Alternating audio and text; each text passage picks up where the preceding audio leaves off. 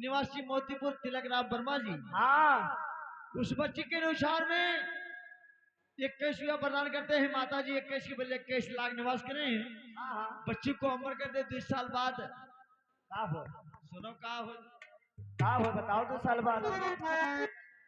अरे घरिया में बढ़ाई गावा भैया बखरी बढ़ाई परिवार। भैया बखरी बढ़ाई परिवार। अरे घरिया में बढ़ाई गैया बछरुआ बढ़ाई बकरी परिवार। अरे बाबू बढ़ाई बकरी परिवार। बखरी बढ़ाई परिवार।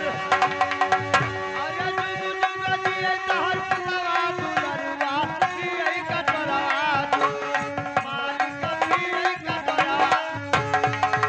अरे जुग जुग दिए तोरा पुतवा लाला लावा यो किए कटोरा दू।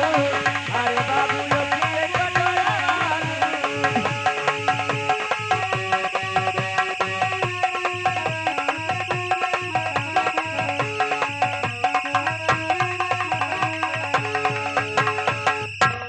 वही कटरा घुमती लगा वही रतन भैया वही रतन।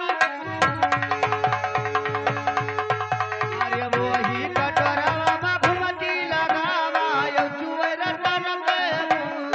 अरे बाबू यो चुए रतन के मुंह।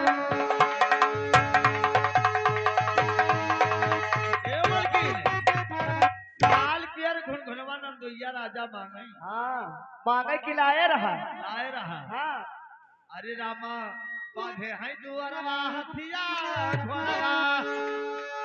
अरे रनिया बांधे हैं दुअरवा हथिया घोड़वा नंदोइया राजा मांगे।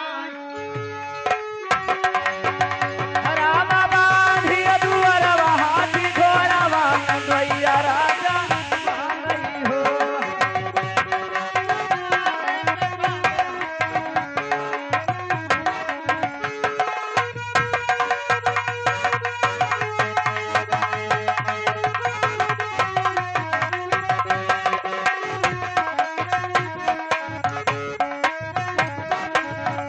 राम बांधिया दुअरवा हाथिया घोड़वा नंदोइया राजा मांगई हो।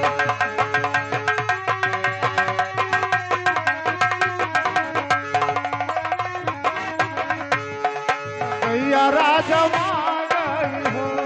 नंदोइया राजा मांगई हो। राम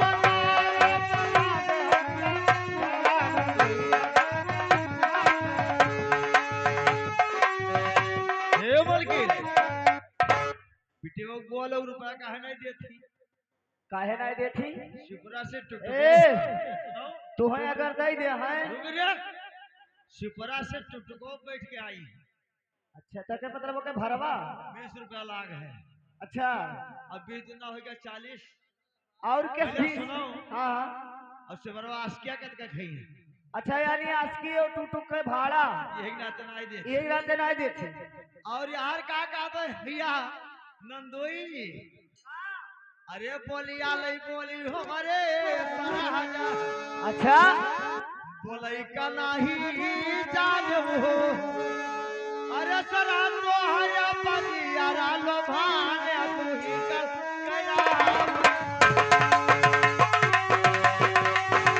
सरह तो हरिया पति हरा लो भाने तुम्हारी लइके रहबई हो।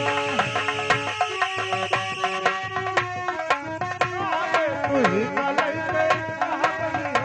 सरह तू ही तेरा लगताने तू ही।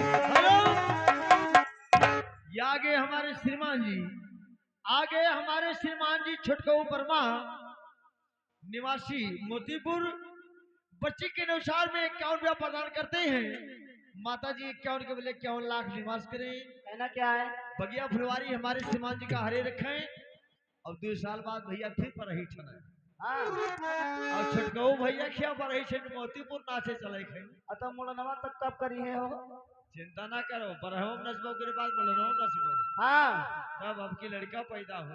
अच्छा और फरमाइश से शोहर का कोई अच्छी सी शोहर हेलो ओ रामा घर मोरा सुनारिया खा